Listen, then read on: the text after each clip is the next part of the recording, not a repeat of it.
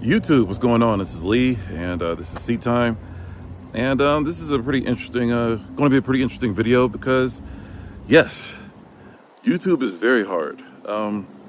So hard I don't know if I'm good at it, and this is going to be an interesting video where we're going to be talking about the 3 years that I've owned my 2016 GT3 RS. It's been 3 years now, and the car is still mint condition. A lot of things have happened in the last 3 years, and I want to talk to you guys about it. And it's the end of the driving season here in Atlanta. There are some things that need to happen for the car, so we're going to talk about that. And then we're going to talk about some new things, like my new channel. It's called Pantry. My first love is cooking. Well, second love to cars, obviously, is cooking. And Pantry is a new channel that I'll provide a link for. And if you're interested in some really great kitchen tools and videos, I will be putting on my chef jacket and actually doing some cooking demos and basically showing you how to be a better cook. You can go somewhere else to find recipes. This is more for people who want to learn how to be a cook and more of a educational aspect of cooking instead of trying to make things. And there are some cooking and there are some recipes involved, and there's things that I've going to be doing at home, but basically it's just the gist of basic cooking, cutting, seasoning things, and understanding how food works. Going back to the channel, the new channel, Pantry. I'm teaming up with Amazon to provide you guys a unique opportunity to buy some of the coolest things out there as far as kitchen tools and knickknacks, and that's kind of what I enjoy.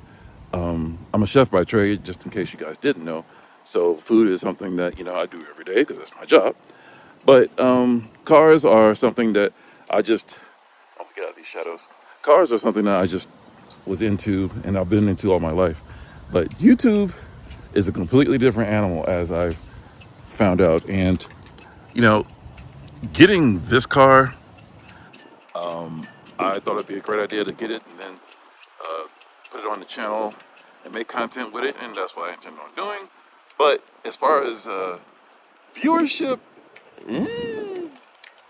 not quite the best. It is a lot harder to be in the YouTube game, and I don't know if it's because of my age. I'll be 50 next month, but it is extremely difficult to be a YouTuber. It's extremely difficult to get press cars on YouTube. It is extremely difficult to drive interest on YouTube, and I don't know if it's a gap in my talent, because I do not know what I'm doing. I am just a dude with a camera with a really cool car, with a really cool car. But this is a lot more difficult than I thought. But as far as the GT3 RS, it is doing just fine. We just crossed 25,000 miles. It is not a driver per se, because in my opinion, drivers are cars that you really don't care about. They got nicks and bobbles and scratches, and this one does have nicks, bobbles, and scratches, but this car is definitely way higher quality than what I would call a driver. So no, this is not a driver. This is just a very well maintained example of a lava orange GT3 RS, and I do love it. And as you saw before, we did the leather steering wheel last month, which was my favorite option. Of course, this car has every single option possible. This is probably with the highest spec GT3 RSs out there. Full leather, illuminating carbon door sills. Once again, full leather, carbon everywhere. Even has CarPlay. My powder coated lava roll cage by Titan Motorsports. Once again, exhaust is fast speed headers and Sharkworks center muffler delete. And that's it. BMC air filters. And this really goofy thing that I discovered is called a pedal box, which is basically a throttle map sensor device that gives you more sensitivity to your throttle inputs, which I think is dumb, but it does help. And I recently turned it back on after turning it off for several months. This year we did not go to the track. I missed Rensport. I got family obligations that prevented me from going to Rensport this year, but I am going next year. We are going to probably hold off on any more mods. I was going to do M Engineering tune, but I think the car is either already tuned or something's done to it, because it is a little bit more aggressive than my friends' cars. So I'm going to probably hold off on that. As far as maintenance, over the last 3 years, I've done a windshield, a set of rear tires, a front tire, a PDK flush, oil change, spark plugs, rotation, balanced twice, because for some reason 3RSs have some oddball sensitivity to bumps, and one big bump can throw your whole balance out, and you have to get the car rebalanced. So that's not fun, and it's not cheap either. And then with the turn of 25,000 miles, thoughts about fluids and stuff come up. And so what we're going to do a total rework of the fluid system in the car. We're going to do all new brake fluids, SRF brake fluids.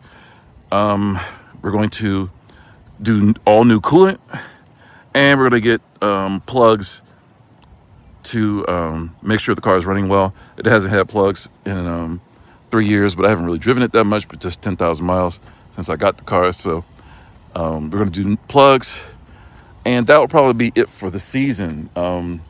Tires are good, air filters are good, brakes are fine. It runs hard. It still makes all the proper GT3 noises, and it is good to go. One positive thing is that the value of these suckers has gone up significantly, and that is great for me. In some circles, they say that they're going up to about 25% due to the tariff situations and the overall rarity of these .1 GT3 RSs, which is garnering more favor. There's been a huge discussion as far as which are better, .2 or .1s, and they're saying the .2s are a little bit more civilized and these .1s are a little bit more raw, and I can speak on that as far as their character. It is gloriously unrefined. Let's just call it that. They are rather angry, very, very vicious, and that's what I love about it. Do I want to sell it? No. Would I sell it? Not really. What would I want for it? As far as another type of car, I'd probably go for a turbo, or Turbo S at the minimum. Another 3RS? Yes, absolutely. The only thing about these 3RS is that they are seriously unhappy on the street. And that can be kind of problematic because of the way their nature. They are not very streetable. If you got one set up the way you need to, you shouldn't want to drive it on the street. So it's a acquired taste, and you got to be in the right mindset to have one of these cars, because if you don't take it to the track or take it to the mountains like we do, then there's no real point in driving the car. It's just too violent in its nature. So a little bit more streetable version, like a touring with a manual, for me would be a little bit more appetizing. But then when you go faster in this car, you start to appreciate, what this car is all about, and then you just forget about any other car and you just fall in love with it all over again. And that's fine. I mean, that's what these cars are for. But as far as ownership, it is expensive at times, but the idea is that if you take care of it, it will take care of you. And believe it or not, it's not that expensive. These things are hard to acquire, but not that difficult to maintain if you just do what you're supposed to do and know what you're doing. And that's the good part about owning something like this. You can have a supercar, but you just got to know what you're getting into. If you're getting into a McLaren, you might have some problems. Ferrari, you might have some problems. A Porsche, you're not going to have any problems. You're going to have, regular stuff happening, and that's just a part of ownership. But it's not going to break the bank like a Lambo, Aventador or something crazy, 812 super fast or something like that. But as far as this YouTube thing, I'm not good at it.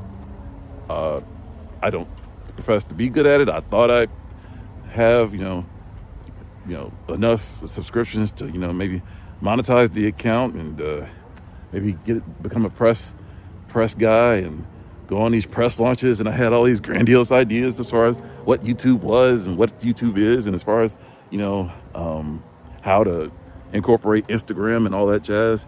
My Instagram account is flat six king on the IG, by the way, and didn't work out that way. So, here we are. 3 years later, the car's still here. The viewers, I don't know, but those of you who are subscribers, thank you very much for subscribing. And one thing I've learned is that you got to post quite a bit. And as a family man and a working man, posting is time consuming.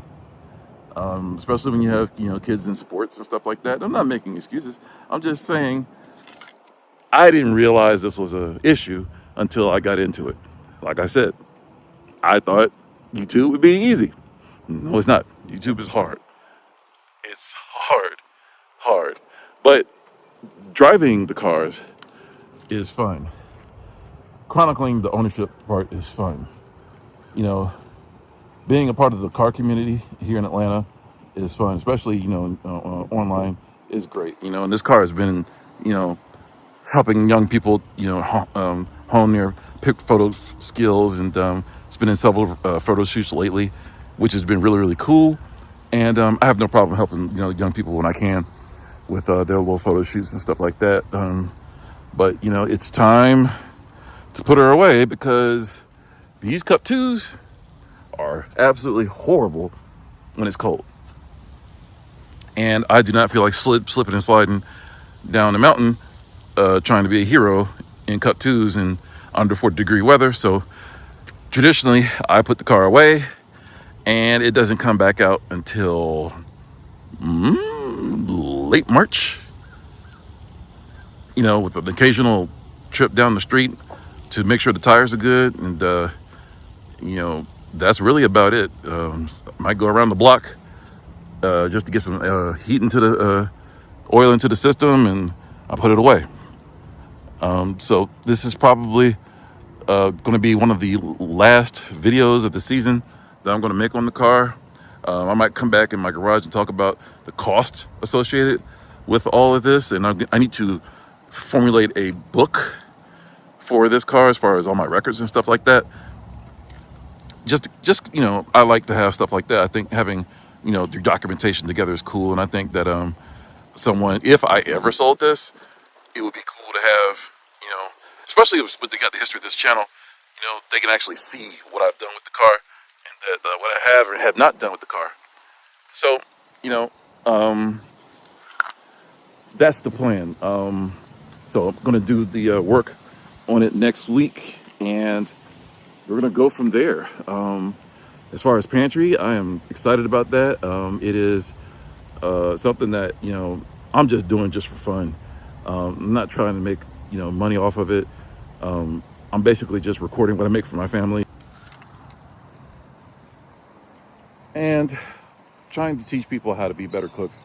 And One of the things that I want to do is find something that I could do when I retire, because I'm not going to be working forever. And, you know, cooking's fun for me. And then, on the flip side, if you're into cars, then, we have seat time for that. And, that's what we're trying to do, is just get us a situation where we have different interests touched. And that is the plan. So if you have any friends that might have interest in cool cars and food, and give me a like and a subscribe, and tell others about it, because this is a interesting situation. YouTube is definitely not as easy as I thought, but it's a blessing to have you watch these videos, and I hope to make more content soon. All right, thanks a lot. Take care. Peace.